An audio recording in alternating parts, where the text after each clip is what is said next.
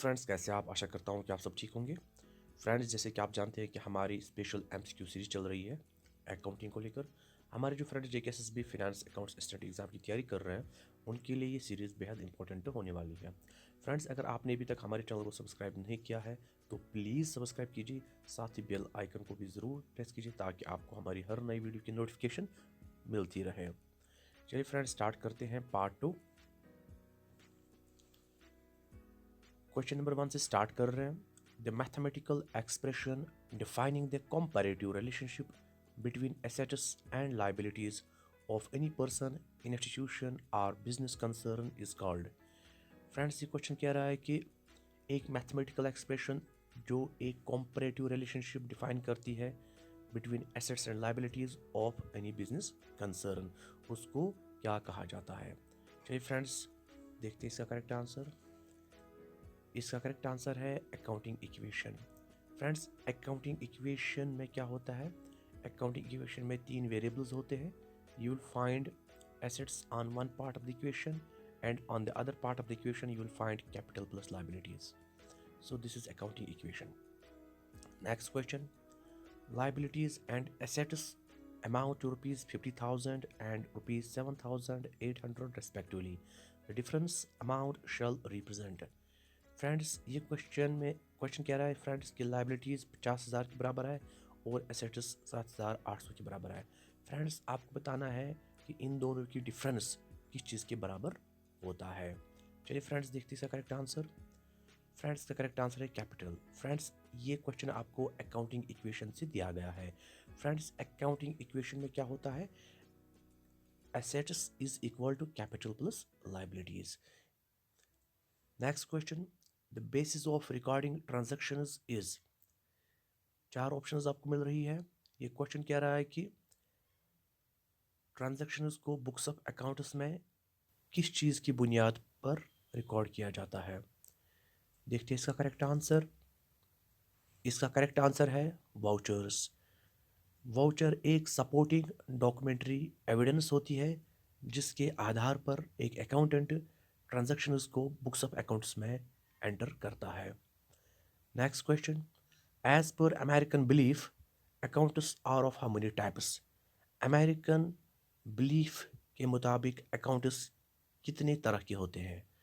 4 options आपको मिल रही है। चलिए देखते हैं इसका करेक्ट आंसर। इसका करेक्ट आंसर है 5। अमेरिका में 5 प्रकार के अकाउंट्स रिकॉग्नाइज किए जाते हैं। Next question. Which of the following is entered in cash book. 4 options आपको मिल रही है। आपको बताना है कि इन चारों में से कौन सी ट्रांजैक्शंस वो है जो कैश बुक में एंटर की जाती है। Very important question from examination point of view. चलिए देखते हैं इसका करेक्ट आंसर। इसका करेक्ट आंसर है only cash transactions. Friends, cash book में सिर्फ कैश ट्रांजैक्शंस ही रिकॉर्ड की जाती है। क्रेडिट ट्रांजैक्शंस कैश बुक में रिकॉर्ड नहीं होती है। Next question. Cash book always show. Cash book हमेशा कौन सी बैलेंस दिखाता है। 4 ऑप्शंस आपको मिल रही है। चलिए देखते हैं इसका करेक्ट आंसर। इसका करेक्ट आंसर है debit balance. Friends, cash book में हमेशा डेबिट बैलेंस होती है, आपको ये याद रखना चाहिए। Next question. The cash book meant for recording पेटी एक्सपेंसेस इज कॉल्ड। फ्रेंड्स, वो कैश बुक जिसमें छोटे छोटे खर्चे हम रिकॉर्ड करते हैं। पेटी एक्सपेंसेस मीन्स छोटे छोटे अखराजात, छोटे छोटे खर्चे जिसमें रिकॉर्ड होते हैं, उस कैश बुक को क्या कहा जाता है। 4 ऑप्शंस आपको मिल रही है। चलिए देखते हैं इसका करेक्ट आंसर। इसका करेक्ट आंसर है पेटी कैश बुक। फ्रेंड्स, पेटी कैश बुक एक ऐसी कैश बुक होती है जिसके अंदर छोटे छोटे खर्चे दिखाए जाते हैं। Next question. The entry which affects cash and bank column of a triple column cash book is known as. Friends, एक ऐसी एंट्री जो ट्रिपल कॉलम कैश बुक में कैश और बैंक कॉलम दोनों को अफेक्ट करती है, ऐसी एंट्री को क्या कहा जाता है।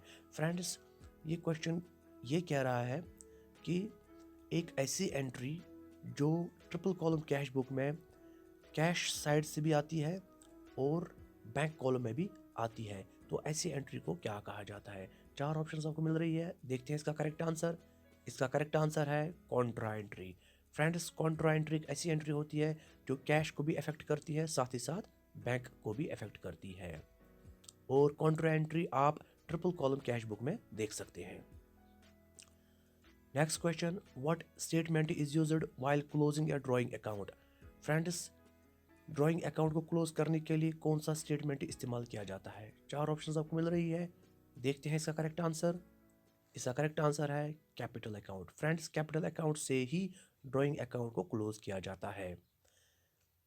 फ्रेंड्स, नेक्स्ट क्वेश्चन देखते हैं। The entry which is passed for bringing forward the balances of personal and real account as shown in the last years balance sheet is called? Friends, कौन सी एंट्री डाली जाती है लास्ट ईयर्स बैलेंस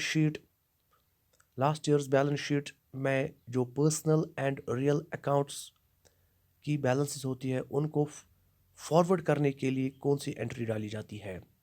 चार options आपको मिल रही है, देखते हैं इसका करेक्ट आंसर। इसका करेक्ट आंसर है opening entry. Friends, opening entry की मदद से लास्ट ईयर्स बैलेंस शीट में जो रियल एंड पर्सनल अकाउंट्स की बैलेंस होती है उनको फॉरवर्ड किया जाता है। Next question, the first book of original entry is? Friends, ये क्वेश्चन कह रहा है कि सबसे पहले ट्रांजैक्शन को कहाँ पे रिकॉर्ड किया जाता है? चार ऑप्शंस आपको मिल रही है, देखते हैं इसका करेक्ट आंसर। इसका करेक्ट आंसर है फ्रेंड्स जर्नल। फ्रेंड्स, जर्नल को कहा जाता है बुक ऑफ ओरिजिनल एंट्री क्योंकि सबसे पहले इसी में ट्रांजैक्शंस को रिकॉर्ड किया जाता है। नेक्स्ट क्वेश्चन देखते हैं। Drawings falls under which account? Drawings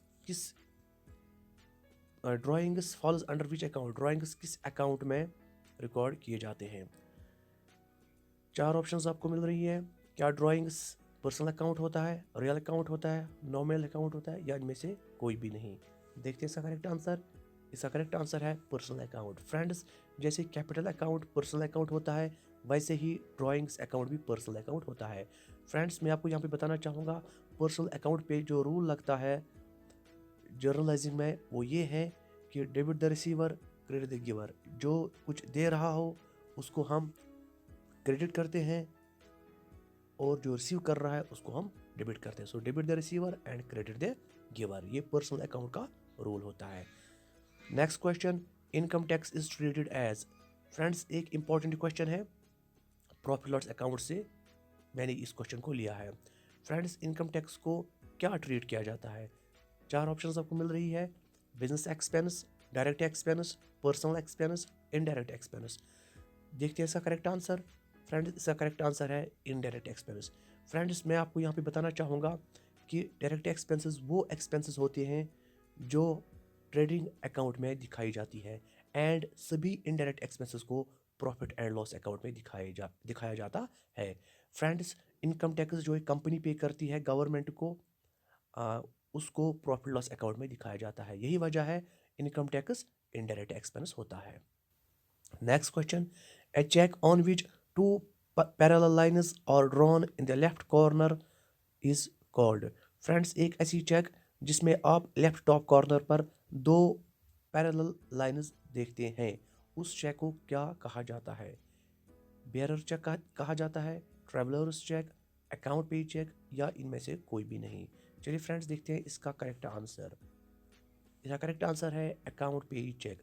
friends, ऐसी चेक को अकाउंट पे चेक कहा जाता है जिसके टॉप लेफ्ट कॉर्नर में आप दो पैरेलल लाइंस देखते हैं। Next question, cash purchase of goods is recorded in? Friends, अगर आप कैश पर गुड्स परचेज करते हैं तो उसको किस बुक में रिकॉर्ड किया जाता है? देखते हैं इसका करेक्ट आंसर। फ्रेंड्स, इसका करेक्ट आंसर है cash book. Friends, cash book में सिर्फ वो ट्रांजेक्शन रिकॉर्ड होती है जो कैश बेसिस पे हुई होती है। कोई भी क्रेडिट ट्रांजैक्शन कैश बुक के अंदर रिकॉर्ड नहीं होती है। Next question, credit purchase of furniture shall be recorded in? Friends, furniture जो कि एक फिक्स्ड एसेट होता है, अगर फर्म इस मटेरियल नहीं कर रही हो तो फ्रेंड्स फर्नीचर अगर क्रेडिट बेसिस पे परचेज किया जाता है तो उसको किस बुक कहाँ पे रिकॉर्ड किया जाएगा? देखते हैं इसका करेक्ट आंसर।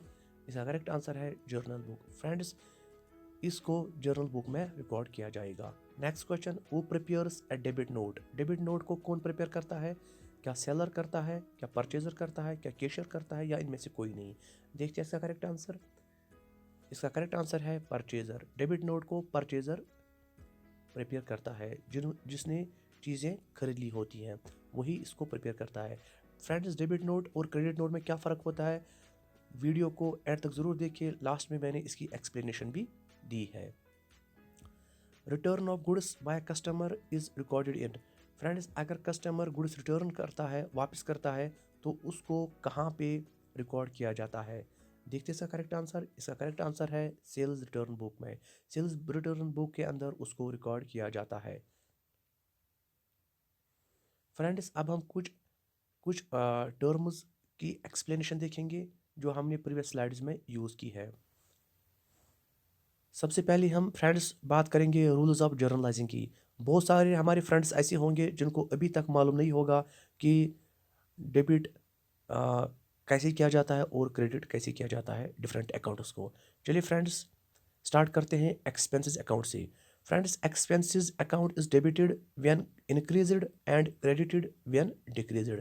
फ्रेंड्स, जब भी आपका खर्चा बढ़ जाएगा तो उसको हम डेबिट करते हैं, जब भी आपका खर्चा कम हो जाएगा तो उसको हम क्रेडिट करते हैं। तो ये बात आपको याद रखनी है। नेक्स्ट, इनकम अकाउंट की बात करेंगे। कोई भी इनकम अगर आपके पास आती है तो उसको हम कोई भी इनकम अगर आपके पास कोई भी इनकम अगर कम हो जाती है तो उसको हम डेबिट करेंगे।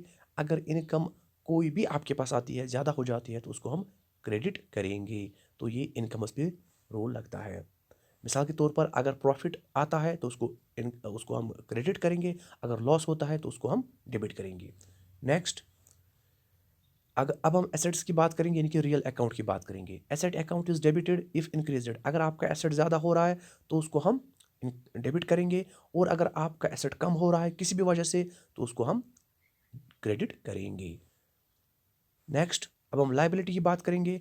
अगर किसी भी तरीके से आपकी लाइबिलिटी कम हो जाती है तो उसको हम डेबिट करेंगे, और अगर किसी भी तरीके से आपकी लाइबिलिटी ज़्यादा हो जाती है तो उसको हम क्रेडिट करेंगे। नेक्स्ट देखते हैं हम फ्रेंड्स, अब हम debit note and credit note की बात करेंगे। इनमें क्या फ़र्क होता है ये देखते हैं। A customer prepares debit note and sends to the seller.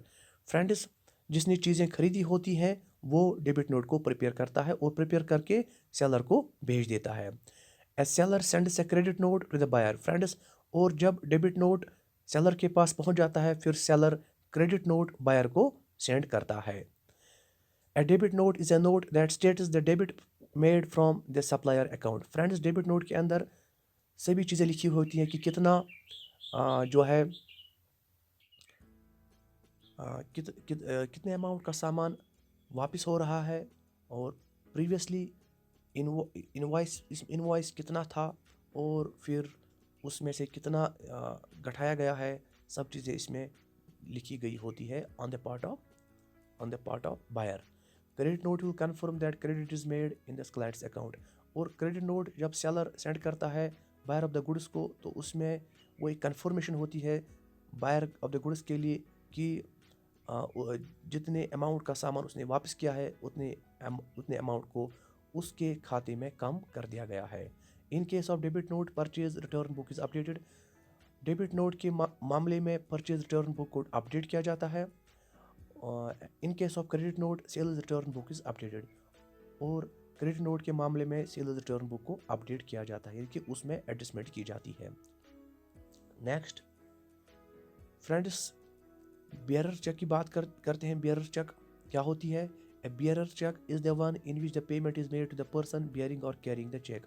Friends, bearer cheque जिस किसी पर्सन के हाथ में भी होती है फ्रेंड्स, उसको पेमेंट हो जाती है बैंक में।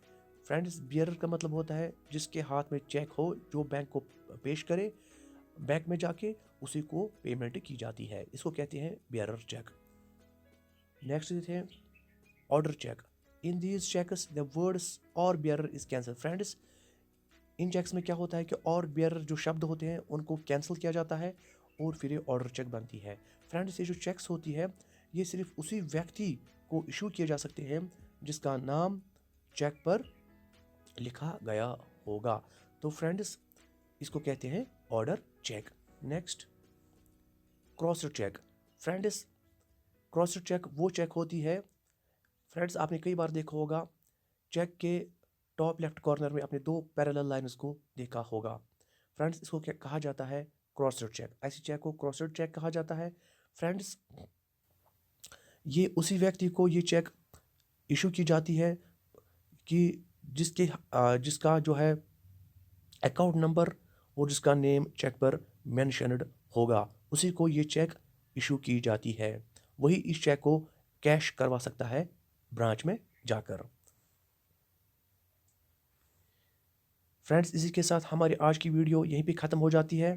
Thanks for watching and see you in next part. Till then खुदा हाफिज़, टेक केयर।